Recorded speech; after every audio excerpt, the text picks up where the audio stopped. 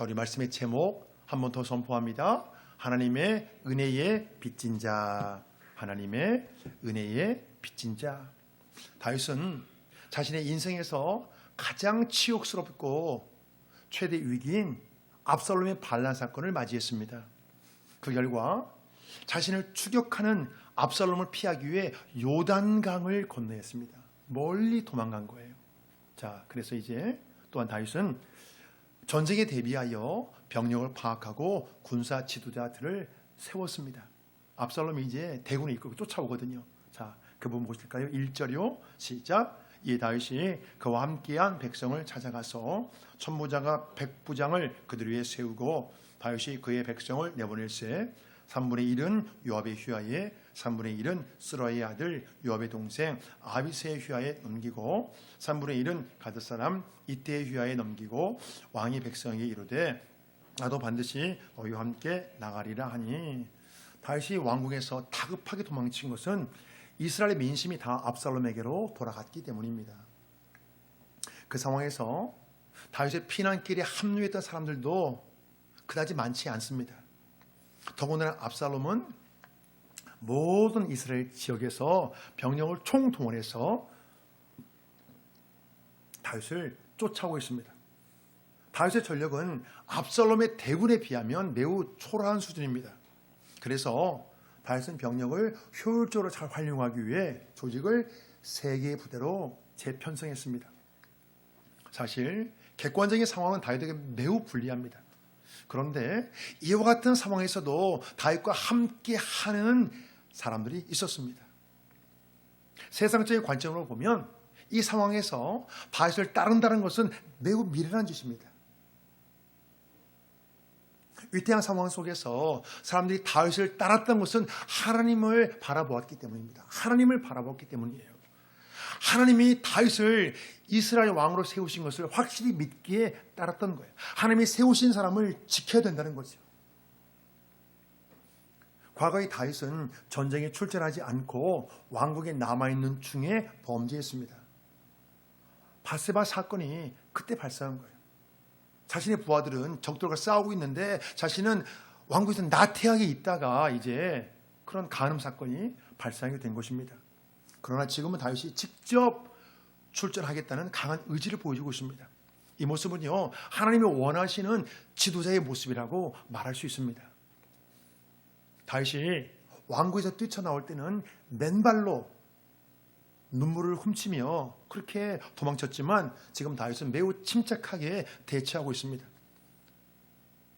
아들이 반란을 일으켰잖아요. 아들이 자신을 죽이려고 쫓아오잖아요.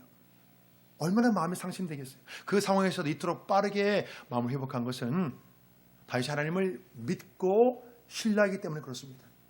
우리가 아무리 어려운 일을 만나게 될지라도 정말 하나님을 믿고 신뢰하면 마음을 훨씬 더 빠르게 우리가 정리하고 추스릴 수 있는 거예요. 하나님이 셈을 주시거든요. 다윗은 이 위기 상황에서도 하나님이 자신을 보호하실 것을 믿었습니다. 그래서 인생의 최대 위기를 맞이했지만 매우 침착하게 대처하는 것입니다. 자, 이 전쟁은요, 다윗을 죽이기 위해 시작되었습니다. 압살롬의 목적은 다윗을 죽이는 것입니다. 아들이 아버지를 죽이려고 전쟁을 시작한 거예요. 만일 다윗이 죽는다면 이 전쟁은 그대로 끝나고 맙니다. 다윗만 죽으면 끝나는 거예요. 자, 그 상황에서 다윗이 직접 전쟁에 출전하겠다고 하자 모두가 펄쩍 뛰었습니다. 자, 우리 3절 말씀이요. 시작. 백성들이 이르되 왕은 나가지 마소서. 우리가 도망할지라도 그들은 우리에게 마음을 쓰지 아니할 터이요. 우리가 절반이나 죽을지라도 우리에게 마음을 쓰지 아니할 터이라. 왕은 우리 만명보다 중하시오니 왕은 성읍에 계시다가 우리를 도우심이 좋으니이다 하니라. 다윗 왕의 생명이 자신의 생명 만명보다 더 소중하다고 말합니다. 이것은요, 하나님이 세우신 지도자, 하나님이 기름 부어 세우신 지도자가 정말 중요하다는 거예요. 정말 특별하다는 거예요. 앞서는 사람들과 다윗의 사람들의 싸움은요, 마치 세상 죄의 권세와 교회와의 영적 싸움 같습니다. 압살롬의 사람들은요, 하나님의 통치에 도전하잖아요. 지금 하나님이 세우신 자를 끌어내고 자기가 왕이 되잖아요. 그래서 하나님 통치에 도전하는 반면에 다윗의 사람들은 하나님의 뜻을 위해 헌신하고 있습니다. 하나님이 세우신 자를 지키려고 하잖아요. 그래서 마치 지금 압살롬과 다윗의 싸움은요, 이 세상 죄의 권세와 교회와의 영적 싸움과도 같습니다. 하나님의 통치에 도전하는 자, 하나님의 뜻에 헌신하는 자들. 지금이 이제 상황이 굉장히 불리합니다. 객관적으로 이렇게 불리한 상황에서 승리하려면 충성 외에는 답이 없습니다. 충성.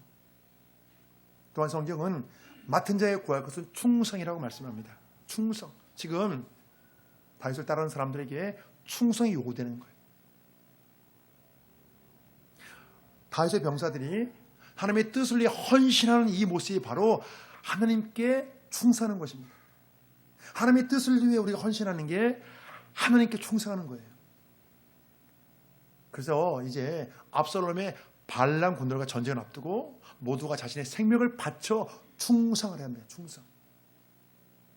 자, 모든 백성이 100명씩 1000명씩 무리지어 나갈 때 다윗은 3명의 지휘관들에게 압살롬을 위해 이렇게 부탁했습니다. 자, 우리 5절 말씀이요. 시작. 왕이 요압과 아비새와 이때에게 명령하여 이르되 나를 위하여 젊은 압살롬을 너그레이 대우하라 하니 왕이 압살롬을 위하여 모든 군 지휘관에게 명령할 때에 백성들이 다 들으니라. 지금 다윗이 반란의 주동자인 압살롬을 위해 명령합니다. 명령하라. 부탁하는 거예요. 나를 봐서라도 압살롬을 너그러야 돼요. 압살롬을 죽이지 말라는 거예요. 좀 봐주라는 거예요. 아니, 압살롬은 다윗을 죽이려고 전쟁을 시작했는데 다윗은 압살롬의 생명을 살리려 합니다. 압살롬이 이제 자신의 생명을 빼앗기 위해 대군을 이끌고 쫓아왔지만 다윗은 끝까지 자식을 사랑하는 아비의 마음을 품고 있습니다. 아비의 마음. 아들은 아버지를 죽이려 하는데 아버지는 아들을 살리려 합니다. 어떻게 이런 일이 있죠? 우리가 이 대목에서 이 부분에서 부모님의 사랑의 진면목을 우리가 느낄 수 있습니다. 사랑하는 여러분, 이게 바로 부모님의 사랑이죠. 자녀는 부모님을 위해 목숨을 걸 수가 없거든요. 그렇지만 부모님은 자녀를 위해 목숨을 겁니다. 그래서 사랑은 내리사랑이라는 말이 있잖아요. 부모님은 10자녀 키우는데 한 자녀가 부모님 감당하기도 벅차잖아요. 이게 우리의 현실이거든요. 어떤 경우에 있어도 자녀는 부모 사랑을 감당 못합니다. 부모님만큼 사랑할 수가 없어요. 부모님을. 부모님 사랑 받은 만큼. 다윗은 아버지를 대항하여 왕위를 빼앗는 그 몹쓸 자녀, 그 자녀를 끝까지 사랑하려 합니다. 끝까지 사랑을 베풀어야 해요. 지금 이 상황이요, 다윗과 압살롬 이 상황은요, 마치 주님과 우리와의 관계 같아요.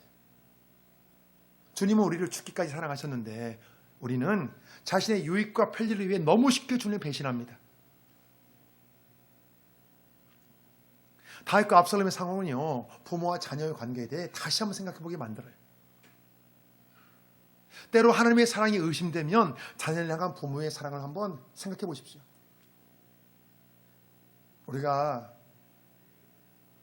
자녀가 있으신 분들은 내가 자녀를 사랑하는 마음, 아니 그 마음보다 더 진하게 하나님이 우리를 사랑하십니다.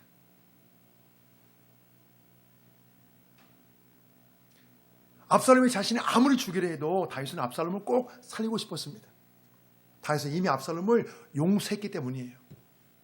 마치 집을 나간 탕자를 기다리는 그 아버지의 심정처럼 다윗은 잘못의 크기와 관계없이 압살롬을 끝까지 사랑합니다.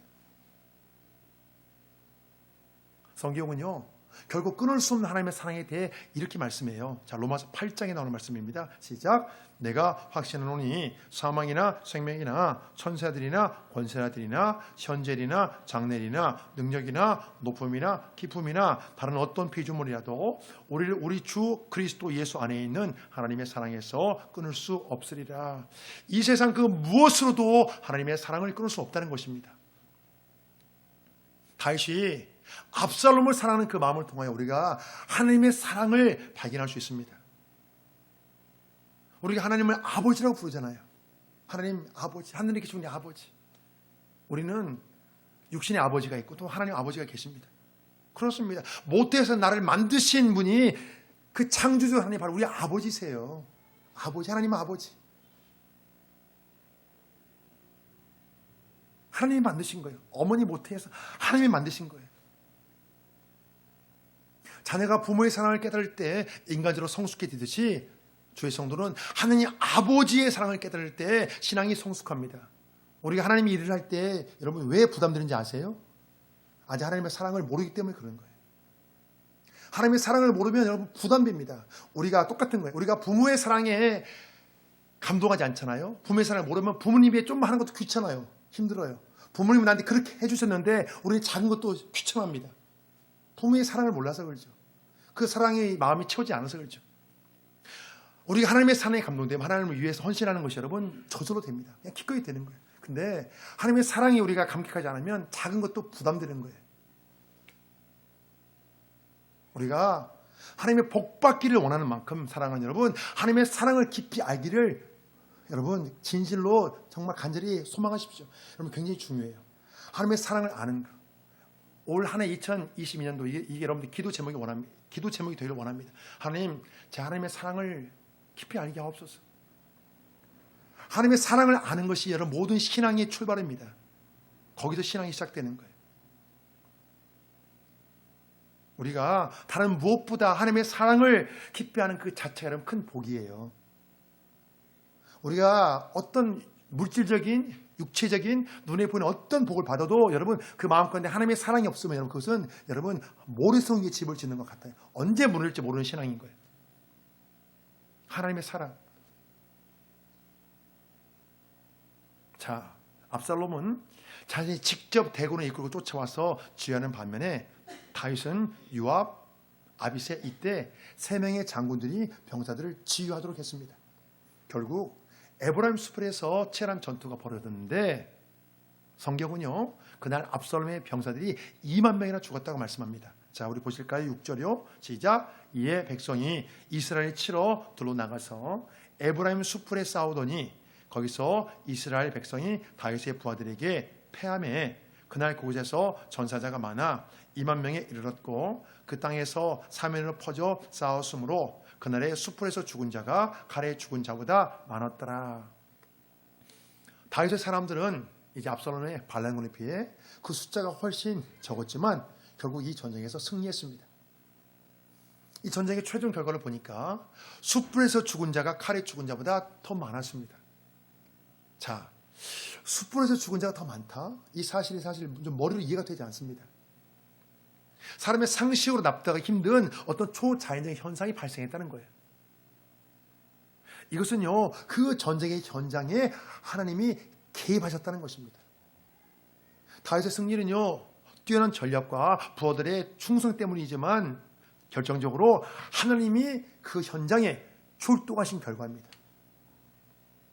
하나님이 다윗을 위해 일하셨기에 불리한 전세가 완전히 여러분 역전된 거예요. 성경을 보면 초자연의 현상으로 상황이 역전되는 사건들이 종종 있습니다. 이스라엘 백성들이 출애굽한 이후에 바로 왕의 병사들이 마치 사냥개처럼 맹렬히 쫓아왔습니다. 모든 백성들이 홍해 바다 앞에 섰을 때 이제 뒤로는 바로 왕의 병사들이 쫓아오고 앞에 홍해 바다가 이제 가로막고 있는 거예요. 그때 하나님은 모세를 통해 홍해 바다를 가르시고 바다 한가운데를 건너게 하십니다. 그때 이제 무서운 사냥개처럼 쫓아왔던 바로의 병사들이 홍해 바다에 진입하자 그 순간 하나님은 다시 물살을 한 곳으로 모으셨습니다. 자, 우리 출애굽기 14장에 나온 말씀이에요. 다 같이요. 시작. 여호와께서 애굽 사람들을 바다 가운데 엎으시니 그들의 뒤를 따라 바다에 들어간 바로의 군대를 다 덮으니 하나도 남지 아니하였더라. 모세가 바로의 군대를 무찌른 것은 칼과 창의 싸움이 아닌 초자연적인 현상에 의한 승리였습니다. 성경은 여호와께서 애굽 사람들을 바다 가운데로 엎으셨다고 분명히 말씀합니다. 하나님이 하시는 거예요. 하나님. 그렇습니다. 전적으로 불리한 이 상황을 하나님이 역전시키신 거예요. 사랑하는 여러분, 상황이 아무리 어렵고 불리해도 하나님이 개입하시면 여러분 그 상황이 역전됩니다. 그런 일들이 여러분 굉장히 많아요. 너무나 힘들고 어려운 상황이 있는데 어떻게 보니까 상황이 이렇게 바뀐, 우리가 그런 경우 많잖아요. 여러분, 하나님이 도우신 거예요. 하나님이 하시는 거예요. 자, 그래서 지금 이 상황들이 무엇을 말해줍니까? 전쟁은 어떤 객관적인 전력이나 칼과 창에 달린 것이 아니라 하나님께 달렸다는 거예요. 하나님께. 우리가 이 사실을 여러분 기억하셔야 됩니다. 다윗은 소년 시절부터 이 믿음이 있었어요. 그래서 거인 골리앗과의 싸움을 앞두고 적들을 향해 이렇게 선포했습니다. 자, 우리 사무엘상 17장에 나오는 말씀이요. 시작. 또 여호와의 구원하심이 칼과 창에 있지 아님을 이 무리에게 알게 하리라. 전쟁은 여호와께 속한 것인즉 그가 너희를 우리 손에 넘기시리라. 성경은 여호와의 구원하심이 칼과 창에 있지 않다고 분명히 말씀합니다. 전쟁은 여호와께 속한 것이기 때문이에요. 사랑하는 여러분, 다윗의 사람들이 압살롬의 대군을 무찌는 것 또한 이 사실을 확증해 주고 있습니다. 여러분, 이건 굉장히 중요한 말이에요. 우리 인생을 전쟁터라고, 전쟁 같다고 말하잖아요. 그것이 칼과 창에 달린 것이 아니라 여러분 여호와께 달린 거예요. 우리의 인생이 여러분 칼과 창에 달렸다면 여러분 그것은 여러분 너무나 힘겨운 삶이 되는 거예요. 그러나 우리 인생이 하나님께 달렸다면 하나님이 해주시니까 훨씬 여러분 수월한 인생이 되는 것입니다. 상황이 아무리 어려도 하나님이 인도하시면 수월해지거든요. 자, 전쟁의 패색이 짙어지자 압살롬은 어찌할 바를 모르고 당황해합니다. 노새를 타고 급히 도망치다가 무성한 상수나무 가지에 그의 머리가 그만 걸리고 말았습니다. 압살롬이 자랑했던 긴 머리들 때문이에요. 성경은 그 상황에 대해 이렇게 말씀합니다. 자, 우리 9절 말씀이요. 시작. 압살롬이 다윗의 부하들과 마주치니라. 압살롬이 노새를 탔는데 번성한 가지 아래로 지날 때에 압살롬의 머리가 그 상수의 나무에 걸림에 그가 공중과 그 땅 사이에서 달리고 그가 탔던 노새는 그 아래로 빠져나간지라. 만일 노새가 그 자리에 있었다면 어떻게 해서 내 머리털을 빼보겠는데 노새가 다리 사이로 빠져나가는 바람에 압살롬이 공중에 이렇게 그냥 매달리게 된 거예요. 사실 압살롬의 머리털은요 숱이 많고 빨리 자라기로 소문났었습니다. 자, 우리 사무엘하 14장 26절이요. 시작. 그의 머리털이 무거움으로 옆면마다 깎았으며 그의 털을 깎을 때에 그것을 달아본즉 그의 머리털이 왕의 저울로 200세겔이었더라. 성경에서 압살롬의 머리털에 대해 이토록 세밀하게 묘사한 것은요 그의 머리털이 큰 자랑거리이기 때문이에요. 압살롬의 그 머리털은요 자신을 돋보이게 만드는 교만의 상징이었습니다. 그런 하나님은 그의 머리털을 이용하여 공중에 매달리게 만드신 거예요. 이 상황은요 악인들은 결국 자신의 자랑거리로 수치를 당하게 된다는 말씀입니다. 압살롬이 자신의 머리털 때문에 망하게 되는 것은요 하나님의 섭리입니다. 결국 우연히 발생한 것이 아니에요. 세상 사람들은 우연이라는 표현을 쉽게 사용하지만 우리가 성경적인 관점을 보면 여러분 그 무엇도 우연이 아닙니다. 하나님 배후에서 다 역사하신 거예요. 우리가 이제 앞뒤 상황이나 이제 어떤 전체적인 흐름을 보면요 사건들이 서로 여러분 긴밀하게 연결되어 있습니다. 따로따로 아니에요. 계속 긴밀하게 연결되어 있는 거예요. 우리 그걸 통해서 하나님의 배후에서 이 모든 것들을 주관하셨다는 것을 알 수 있습니다. 지금 압살롬은 자신 스스로 덫에 걸린 것 같아요. 압살롬의 상황이 한 병사이에 요압 장군에게 보고되었습니다. 그때 요압은요 말합니다. 어째 압살롬을 네가 죽이지 않고 그냥 놓아뒀느냐. 그러니까 그 병사가 이렇게 말합니다. 자, 우리 12절 말씀이요. 시작. 내가 내 손에 은 1000개를 받는다 할지라도 나는 왕의 아들에게 손을 대지 아니하겠나이다. 우리가 들었거니와 왕이 당신과 아비새와 이때에게 명령하여 이르시기를 삼가 누구든지 젊은 압살롬을 해하지 말라 하셨나이다. 지금 이 사람은 다윗이 압살롬을 너그러이 대하라고 압살롬을 죽이지 말라고 명령했던 것을 마음에 담아두고 있습니다. 요압 장군이 은 1000개의 포상을 낸다 해도 압살롬을 죽일 수 없다는 것입니다. 왜 그렇죠? 다윗 왕의 명령이기 때문이에요. 지금 다윗 왕의 명령과 직속상가인 요압 장군의 명령이 서로 정반대입니다. 서로 충돌하는 명령이 있을 때 우리가 과연 어떻게 될까요? 다윗은 압살롬을 살리기 원하고 요압은 죽이기 원합니다. 만약 우리가 이와 비슷한 상황을 만나면 큰 고민이 될 거예요. 이런 경험이 있잖아요. 어느 상황에서 두 명령이 서로 충돌합니다. 이건 이렇게 하라고, 저건 저렇게 하라고. 서로 충돌하는 두 명령 사이에서 이 병사는 다윗의 명령에 순종했습니다. 왜 그렇죠? 왜 다윗의 명령을 따랐죠? 다윗의 명령이 더 중요하다고 판단했기 때문이에요. 요압은 직속 상관이지만 다윗이 왕이잖아요. 왕이 더 높잖아요. 그래서 다윗의 명령에 순종한 거예요. 그러나 요압은 나는 너와 같이 지체할 수 없다고 말하며 작은 창 3개로 압살롬의 심장을 푹 찔렀습니다. 자, 우리 14절 말씀이요. 시작. 요압이 이르되 나는 너와 같이 지체할 수 없다 하고 손에 작은 창 3을 가지고 가서 상수의 나무 가운데서 아직 살아있는 압살롬의 심장을 찌르니, 요압이 압살롬의 심장을 찔렀다는 것은 뭘 뜻하죠? 그의 죽음을 노렸다는 거예요. 죽이려고 심장을 찌르는 거예요. 압살롬이 죽지 않기를 원하는 다윗 왕의 애절함에도 불구하고 자신의 생각대로 행동했습니다.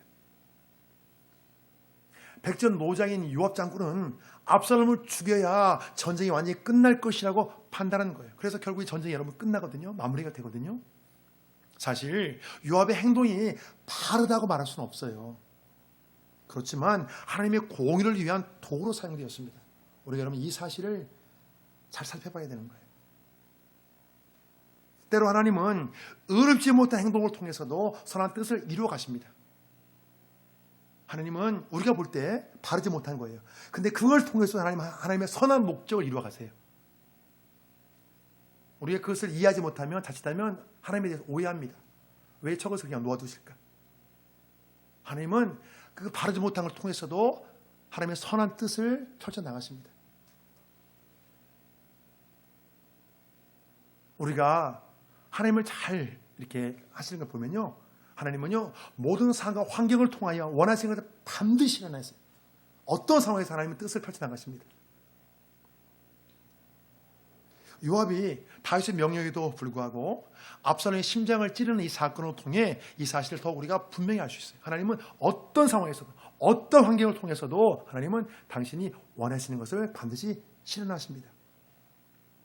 자, 말씀을 정리해 봅니다. 오늘 성경 본문에서는요, 이 세상의 죄의 권세를 상징하는 압살롬의 군대와 교회를 상징하는 다윗의 군대가 서로 충돌하였습니다. 전투를 했습니다. 다윗은 모든 불리한 조건을 뛰어넘어 이 전쟁에서 승리했고, 압살롬은 대군을 이끌고 왔는데도 패했습니다. 그 이유가 무엇일까요? 하나님이 언제나 다윗 편이시기 때문에 그렇습니다. 하나님이 다윗에게 큰 은혜를 베풀어 줬습니다. 그것 외에는 다른 이유가 없습니다. 하나님이 은혜를 베풀어 줬기 때문에, 다윗 편을 들어줬기 때문에 그렇게 불리한 상황에서 여러분 승리하는 거예요. 이 세상이 아무리 어려워도 아무리 힘들어도 하나님이 그 사람을 편들어 주시면 여러분 그 사람은 인생의 문제를 풀어나갑니다. 막힌 문을 뚫고 나가는, 하나님께서 길을 열어주시는 거예요. 다윗이 하나님의 구원 계획에 쓰임받잖아요. 다윗이 하나님의 구원 계획에 쓰임받는 사람이기에 승리하게 하신 거예요. 하나님은 하나님의 구원 계획에 쓰임받는 사람, 하나님 그 사람 편이거든요. 그 이유는 하나님은 항상 여러분 이 구원 문제에 관심이 많아요. 우리가 하나님의 마음을 이해하셔야 돼요. 하나님은 항상 구원 문제에 관심이 많기 때문에 하나님은 항상 구원 문제에 쓰임받는 사람을 하나님은 그 사람 편을 하나님은 들어요. 하나님은 그 사람을 도와주십니다. 자, 그래서 이것, 하나님이 구원 문제에 관심이 많다는 것이요. 이것은요, 과연 우리가 이 땅에 사는 동안 어느 편에 서서 살아야 될지, 우리가 어느 편에 서서 살아야 할지, 여러분 여기에 분명한 교훈을 주고 있습니다. 우리가 어느 편에 서서 과연 살아야 할지. 이 세상에 여러분 두 가지 원리가 있어요. 여러분 잘 들으세요. 두 가지 원리가 있어요. 첫 번째는 칼과 창에 의한 힘의 원리가 있고요. 두 번째는 하나님의 은혜에 의한 은혜의 원리가 있어요. 여러분 이 세상은요 힘의 원리예요. 약육강식이잖아요. 전쟁터잖아요. 한번 보아보세요. 국가가 국가는 그렇고 여러분 기업도 마찬가지예요. 약육강식이에요. 여러분 힘 없으면 죽어. 이 세상은, 이 세상은 그래요. 여러분 정글이에요. 힘의 원리예요. 그렇지만 그렇게 여러분 다 되진 않아요. 또 하나님의 은혜의 원리가 있습니다. 구원의 자녀는 힘의 원리가 아닌 여러분 은혜의 원리가 적용되는 거예요. 그래서 하나님의 자녀는 약함도 강함이 되잖아요. 은혜의 원리이기 때문에. 세상은 여러분 약함이 강함이 될 수 없어요. 그렇지만 하나님의 자녀는 여러분 약함이 때로 강함이 됩니다. 왜? 은혜의 원리이기 때문에. 그래서 우리가 지금까지 많은 은혜를 받으며 살아왔어요. 우리 모두가 다 하나님의 은혜의 빚진 자예요. 어느 누구도 난 하나님께 빚 없다고 할 사람 아무도 없습니다. 한 가지만 예를 들어볼까요? 하나님이 태양을 주셨잖아요. 그 태양을 우리가 빛을 받고 이 지구에 살아왔잖아요. 하나님 은혜죠. 여러분 굉장히 많아요. 우리가 은혜 받고 살아오는 것이. 모두 하나님의 은혜의 빚진 자들이에요. 우리가 남은 인생 동안 이 은혜의 빚을 여러분 갚으셔야 됩니다. 한편은 은혜 받기를 사모하지만 한편은 은혜의 빚을 여러분 갚으며 살아셔야 돼요. 나를 통해 하나님의 은혜가 계속 흘러가길 소망하며 살아야 한다는 거예요. 바로 이것이 하나님의 구원 계획에 동참하는 삶이고 바로 이것이 성경에서 말씀하는 먼저 그의 나라와 그의 의를 구하는 삶입니다. 자, 마태복음 6장 33절이요. 시작. 그런즉 너희는 먼저 그의 나라와 그의 의를 구하라. 그리하면 이 모든 것을 너희에게 더하시리라. 그러므로 내일을 위하여 염려하지 말라. 내일 일은 내일이 염려할 것이요 한 달의 괴로움은 그날로 족하니라. 만약 우리가 하나님의 구원 계획에 무관심하다면 여러분 하나님의 나라가 아닌 오직 내 나라, 내 왕국만 생각하며 살아갑니다. 여러분 그거밖에 생각 못해요. 내 나라, 내 왕국.